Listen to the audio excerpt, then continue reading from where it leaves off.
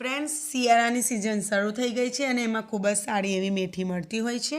તો આજે આપણે મેથી તુવેર રીંગણનું શાક બનાવવાના છે, જે બહુ જ સરસ બને છે અને ઝડપથી બનીને તૈયાર થઈ જાય છે.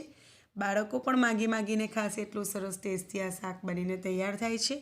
તો કોઈપણ પ્રકારની વધારે મહેનત કર્યા વગર આજે હું તમને ખૂબ જ સરળ પદ્ધતિથી મેથી રીંગણ અને તુવેર દાણાનું શાક બનાવતા બતાવીશ.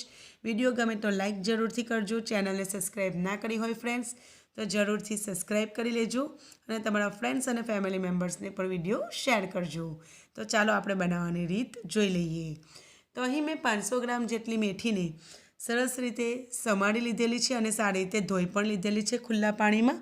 અને એના પાનને આપણે આ રીતે આખા રાખીશું અને હવે કટ નહીં કરીશું. અને 4 થી 5 રીંગણને આ રીતે મેં કટ કરીને લઈ લીધેલા છે. સાથે સાથે 400 ગ્રામ જેટલી લીલી તુવેરના દાણા લીધેલા છે. તો અહીં આપણે કાચા દાણા જ લીધેલા છે. તો ચાલો આગળ પ્રોસેસ કરીશું. તો એમાં અહીં મેં એક કઢાઈ લઈ લીધેલી છે. એમાં 3-4 ચમચી જેટલું તેલ એડ કર્યું છે. તો તેલનું પ્રમાણ તમે વધારે કે ઓછું રાખી શકો. એમાં 1 નાની ચમચી જેટલી રાઈ, 1 નાની ચમચી જેટલું જીરું એડ કર્યું છે. બધી વસ્તુને સારી રીતે આપણે હલાવી લઈશું અને એમાં લીલી તુવેરના દાણા એડ કરીશું. એને સરસ હલાવીશું. સાથે સાથે એમાં આપણે 8 થી 10 લસણની કળી અને 4 થી 5 લીલા તીખા મરચાં સમારીને લીધેલા છે. તો અહીં લીલા મરચાંનું પ્રમાણ તમે વધારે કે ઓછું રાખી શકો છો.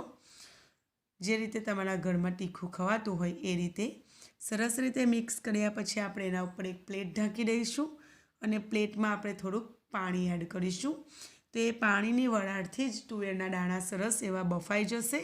એટલે આપણે એને અલગથી બાફવાની કોઈ જરૂર પડતી નથી. સાથે સાથે એના પોષક તત્વો પણ આ રીતે જળવાયેલા રહે છે. તો પાણી જરૂરથી એડ કરજો અને મીડિયમ ફ્લેમ પર એને થોડી વાર સુધી થવા દેજો. તો મેં 1 મિનિટ સુધી થવા દીધું. પછી ઢક્કન ખસાડીને એમાં સ્વાદ પ્રમાણે થોડું મીઠું અને થોડો હળદર પાવડર એડ કરીશું. તો આ પોઈન્ટ પર મીઠું અને હળદર પાવડર એડ કરવાથી ઝડપથી તુવેર ચડી જાય છે અને એનો કલર પણ એમનો એમ જ જળવાયેલો રહે છે. તો સરસ રીતે મિક્સ કર્યા પછી આપણે ફરી ઢાંકીને થોડીવાર માટે થવા દઈશું અને થોડી વારે આપણે એને ખોલીને હલાવતા રહીશું અને ચેક કરીશું કે તુવેરના દાણા ચડી ગયા છે કે કેમ. તો જુઓ, મેં 2-1 મિનિટ સુધી થવા દીધું અને હવે આપણે ચેક કરી લઈએ કે તુવેરના દાણા થઈ ગયા છે કે નહીં. તો શિયાળામાં તુવેરના દાણા ખૂબ જ સારા એવા મળતા હોય છે અને ટેસ્ટી પણ લાગતા હોય છે. તો જુઓ, તુવેરના દાણા ચડી ગયા છે. મેં ખાઈને પણ જોયું તો 90% જેવા તો ચડી ગયા છે. થોડીક કસર છે હલકી, તો એ શેકાવામાં આગળ આવી જશે. હવે આ પોઈન્ટ પર આપણે એમાં કાપેલા રીંગણ એડ કરી દઈશું. રીંગણ મેથી અને તુવેરના શાકમાં ખૂબ જ સરસ લાગતા હોય છે. તો તમે રીંગણ જરૂરથી એડ કરજો અને એમાં આયર્નનું પ્રમાણ સારું એવું હોય છે અને અત્યારે સિઝનમાં ખૂબ જ સારા મળે પણ છે. તો તમે જરૂરથી એને એડ કરજો. અને હવે આપણે એને ઢાંકીને રીંગણ થોડીક વાર ચડી જાય ત્યાં સુધી થવા દઈશું.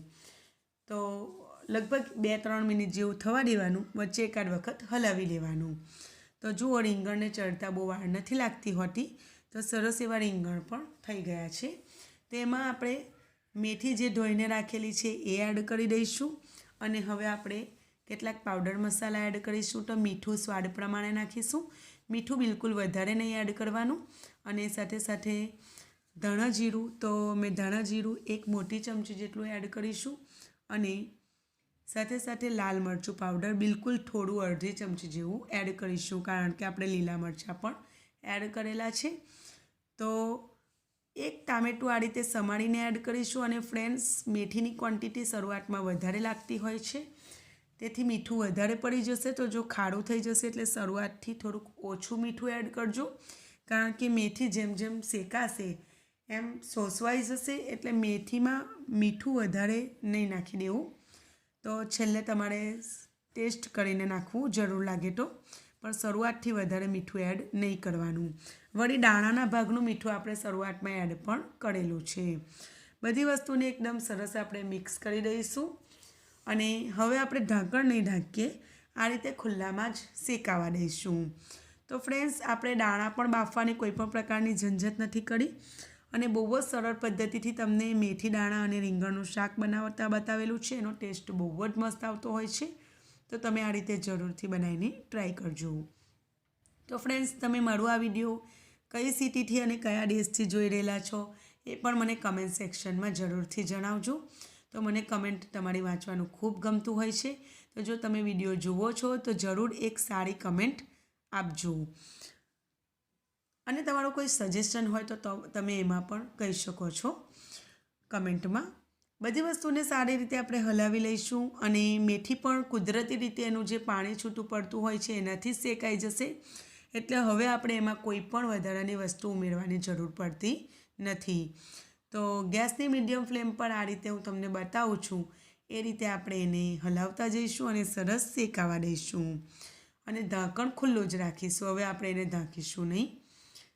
તો આ રીતે મેં હલાવ્યું છે અને મીડિયમ ફ્લેમ પર એને બીજી 5 થી 7 મિનિટ જેવું આપણે થવા દઈશું.